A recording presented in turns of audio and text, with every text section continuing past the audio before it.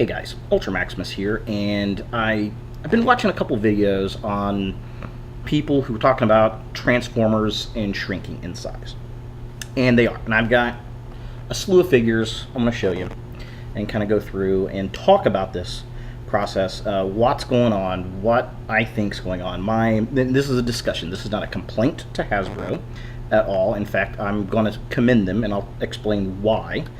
And I think there are a lot of variables that are going on, and a lot of people have their opinions, and it's a complex and it's a dirty, greasy matter of what exactly is going on, not only in the toy market but other markets as well. So, first of all, size comparisons. Let's look at Megatron per se. Here's the latest Voyager class Megatron figure, right? Let's compare this to a previous one. Huge difference on size, okay? However, detail is far superior on this figure. Absolutely. Transformation is more complex than this figure. So it's kind of a toss-up on what you think is a better figure. This is an interesting one. And I've got a couple different ones here to show you. One of them, here's Soundwave. Okay, this is a deluxe figure. Here's another Soundwave, deluxe figure. Okay. This is definitely a smaller toy than this figure. Now, I would say detail is going to be about the same. This is a very well sculpted figure. It's very sturdy plastic. This one's kind of thin and spindly. And this is kind of a cheap example because this figure is supposed to be spindly because the character's spindly. Okay, but also in comparison, we'll take the spindly little guy down, and we'll compare him to the Generations 2 animated Soundwave. Smaller than this one. Okay, and detail on this one for show accuracy is phenomenal. Alright, there's just a lot more plastic here in this figure than in this figure. This figure is probably, what, 2 years old or so? Year? No more than 2. This is probably going on 3 or 4 years now. Okay, so there is a sliding scale here. Okay, I also want to compare a Generation 1 deluxe figure, I guess you would call, to what is now a Voyager figure. It's about half the size. Okay, let's compare that to Soundwave here. Okay, it's maybe roughly a third the size of this thing. Okay, now other things I want to show you here. You know, talking about Scout size figures. Here is a Dark of the Moon Scout figure. Okay, and I've got right here. This is pretty cool. This is an actual Generation 1. The Hot Rod was a reissue.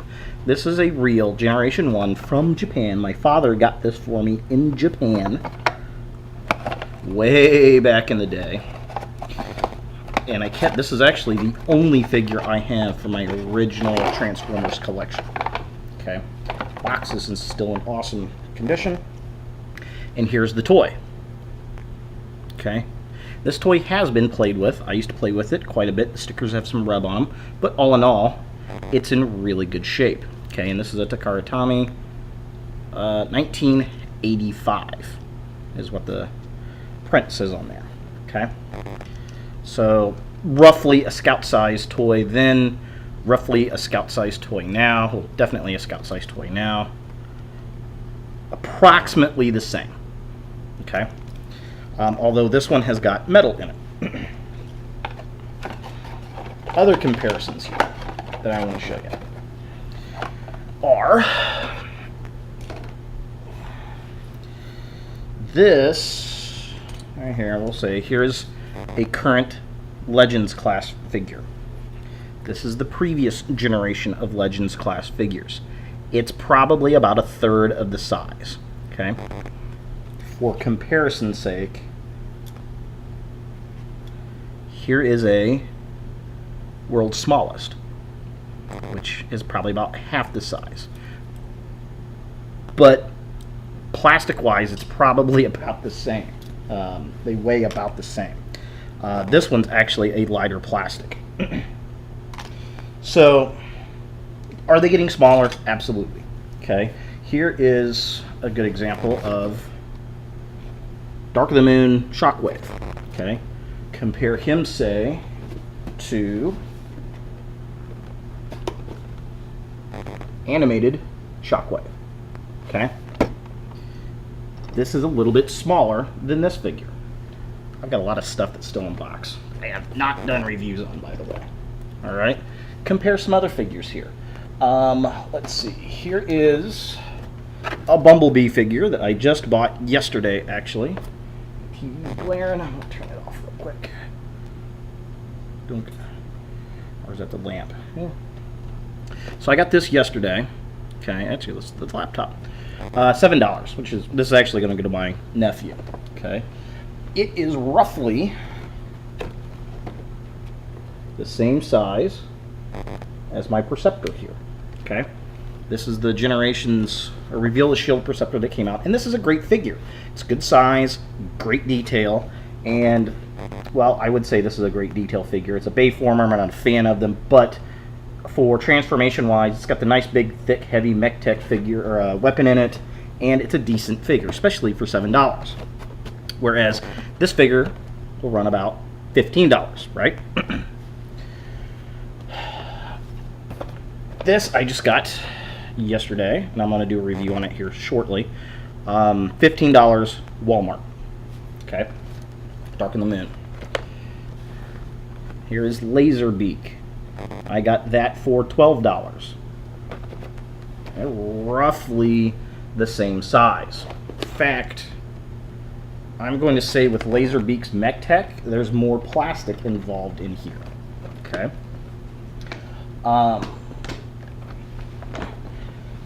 Again, going back to like Dark of the Moon figures here. Look at this. We've got Shockwave compared to Lugnut. I mean, look how much bigger that figure is. Okay, so we are seeing a size difference.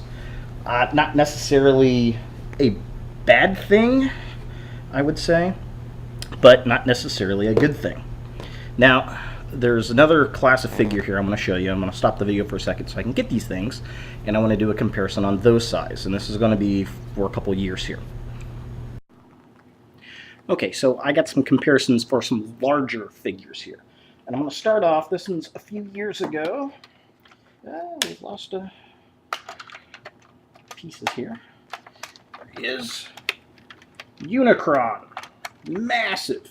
This is a great big toy. I love this toy. He is huge. Now, he was probably $45 or $50. I'm going to say $45. Somewhere around there. I don't think he was quite $50. And this figure is huge. Okay, now in comparison, a few years later for Revenge of the Fallen, we get this figure, Devastator. Okay, also a very large figure in comparison. Okay, he's not quite as tall as Unicron is here, but I would say he probably has as much or more plastic than Unicron. Thing of it is, this guy was close to $100. He was $89 in the store. So about twice as much in price than this figure. Okay, and these are both, just look at that, I can hardly get them both in there. Massive, massive figures. Okay, very cool. Oh, and Devastator wants to talk. And both had lights and sounds, which was awesome. Okay, now, in comparison, the current large figure that we've got available is Optimus Prime, okay? Ultimate Optimus Prime. And he's just nowhere near as large of a figure, okay, in comparison. I mean, he is just, and comparing him to the $100 figure to an $89 figure. Look at that. It's just ridiculous. All right. Here he is in comparison to a $40 figure. Still way smaller in size. Okay. So figures are shrinking. They are getting smaller. And why is that? Well, a lot of it has to do with economy. It's got to do with people buying figures. It has to do with costs and productions and all that kind of stuff. So a lot of people talk about, it's, the price of oil is going up, so the price of plastic goes up, and that's not necessarily true. A lot of plastics are made with synthetics. There is an amount of oil that goes into it. However, when we see oil, when we see the price of oil, it's not, per barrel. It's not the oil that goes into plastic. That is not fuel grade. What we see is fuel grade oil for gasoline. Okay, so that has nothing to do. Those prices have nothing to do with the cost of toys being produced. But it is getting more expensive to produce things. Inflation has a big influence. There are, the economy is an issue. People are out of jobs in this nation and across the world, which means fewer people buying these kind of things. Because if money is strapped, the essentials are the first, okay?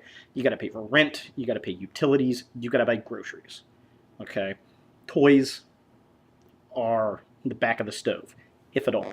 So, that being said, that's got a lot to do with it. So if sales are down, then companies like Hasbro are going to have to find ways to either maintain their income or reduce costs to increase the income, all right? And one of the ways to do that is by size reduction.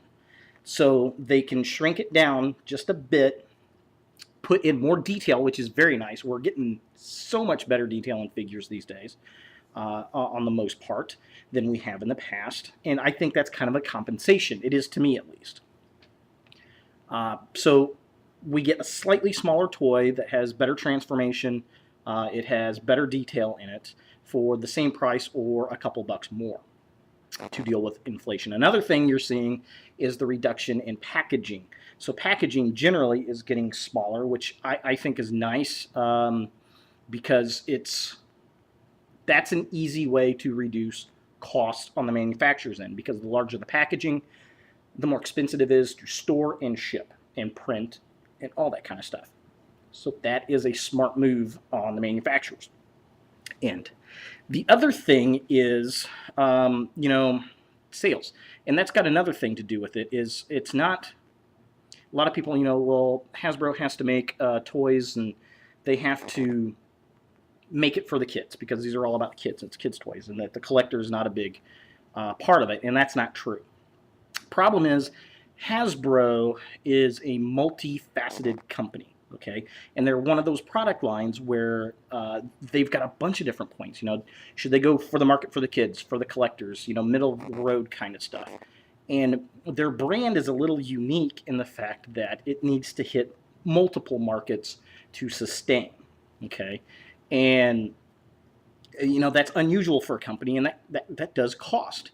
Plus, not only do they make toys, they've also got their hands in the motion picture business now, and in video games, and in television, okay? And that takes an enormous amount of money. And you see, oh, these Transformer movies are making tons of, hundreds upon hundreds of millions of dollars. Yeah, but it also costs us hundreds of $millions to make those things. So the profit in them, while I'm sure is very good, it's not what a lot of people expect it to be, because they have to maintain the production of that studio and the television network, the hub. Those things cost, and that's a company unto its own under the Hasbro branch. So, it's not only that, and then, it's spread out. It's not just Transformers. It's My Little Pony, all the games, G.I. Joe. It's everywhere. So they've got their hands in a bunch of different pockets, and they have tons of different brands to deal with.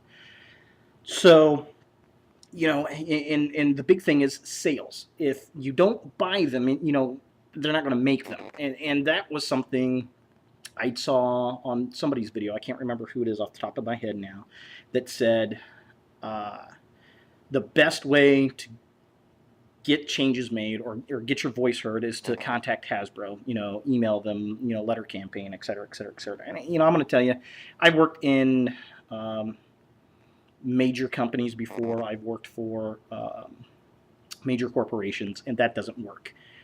It doesn't. I'm sorry to say, that kind of stuff doesn't work.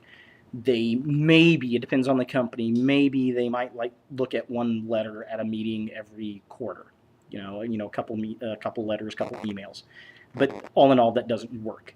The best way to get in touch with the company is really when you go to conventions and they do the meet and greets with consumers. That's the best way to get your information back to the company, because you're dealing with corporate individuals. They're going to go, they're going to talk to people, they're going to take notes, they're going to jot stuff down, and when they go back to the office and they're having a meeting, well, you know what, when I was in San Diego, this guy said this, and this guy said this, and this girl said this. That's really the only way you're going to get that information in there, unless you have a direct contact with the company, and most people don't. And then somebody said, well, talk to your retailer and tell them to order this, and you're not going to buy this and this and this from them. And that works to an extent, but I'm going to tell you what, talking to your retailer, talking to the Meijer manager, the Walmart manager, Target, Toys R Us manager isn't really going to make a deal, because they're making an hourly wage. They don't talk to the uppity-ups. They don't talk to the buyers in the corporation. Again, you'd have to get in touch with that individual directly to make any kind of influence. And the sad thing of it is, if we don't buy the product, they're not going to order the product, okay? And that's the big thing, is that's really what moves, how many pieces are made, how much is ordered, what is ordered, is the retailers have to decide, what can I push off of my shelf, okay? And we've had these influx of films, and unfortunately, I think that damages what they want to sell, because with the movies, they're basically giant commercials. There's tie-ins on a corporate level, there's tie-ins nationally on television, there are tie-ins through food products and restaurant products, et cetera, et cetera, et cetera. So it's free advertisement that the retailers and the manufacturer really don't have to spend, and that's going to generate sales, they hope. The Bayformers, not really all. In fact, the last slew of them, it overloaded. And that was a problem here lately. We had the Dark of the Moon figures, we had the Power Core Combiner figures, Reveal the Shield, and Generations, all at the same time, coupled with some other lines of figures, and I think it was an overflux. So recently we've seen, this receding wave backward from ordering, because they were shelf warmers, they were peg warmers, nobody was buying it, okay? So now you're seeing kind of shy on retail sales of these figures, which is why the video game figures are entering the Generation line, because the stores are going to get that tie-in to the video games. So when it flat out, if we don't buy it, they're not going to make it, and that's really the only impact as a consumer I personally think that we're going to make. Now, is this trend going to change? It possibly. I don't see it getting any better before it gets worse. If you don't like the way a certain figure is made, unfortunately, the only thing that you can do as a consumer is just not buy that product. We are fortunate, though, that Hasbro does look at the fans, and they do talk to them. They do the conventions, and they produce a lot of really nice nostalgic figures, and the Transformers Collectors Club is probably a very good way to get your mindset back to the company if you're worried about things. Go through the Collectors Club, order what you like, don't order things that you don't like. And we got this really nice Collectors Club series figures that are going to be released, which is very, very cool. The ordering the subscription set, which I need to get on. But yeah, there it is. It is what it is. It's got a lot to do with a lot of different things, and the way money moves through and all that kind of stuff. And it's kind of like I made the comparison one time that an economy is like a car, in the fact that yes, you have to get money moving to get an economy going, but think about lubricants in a car. Equate that to currency. All right, there's a lot of different types of lubricants in a vehicle. You've got motor oil, transmission oil, brake fluid, steering fluid, windshield wiper fluid. There's all kinds of stuff in the car that grease it up and get it going, right?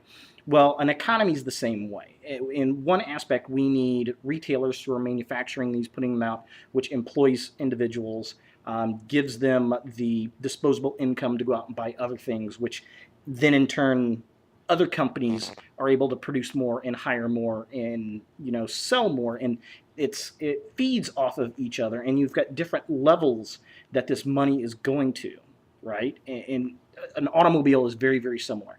So until the world economy gets back up into that, where we've got more people who are able to purchase disposable goods and frivolous things, then we might see some larger figures come back and those kind of things. We might see that in a generations line, another line of larger figures, larger scale figures at one point. Who knows? Is it going to get better anytime soon? I don't think so. I think this is the trend we're going to see for a while, whether that be good or bad. Like I said, we are seeing a slightly smaller figure. However, I think the detail on the figure has gotten better. So it is what it is, sort of deal. So there's my thoughts. What do you guys think? What are your thoughts? What are your opinions? Leave a comment. Leave a video comment. I think it's a serious discussion among the fan base. I don't think it's that serious as far as figures go. I think there's some concern and rift out there, but all in all, prices are going up, figures are getting a little bit smaller, but they are getting better in detail and accuracy. So it's just one of those things. It is what it is. So I'm done rambling. Thanks for listening to me, guys. Have a great weekend, and don't play too hard.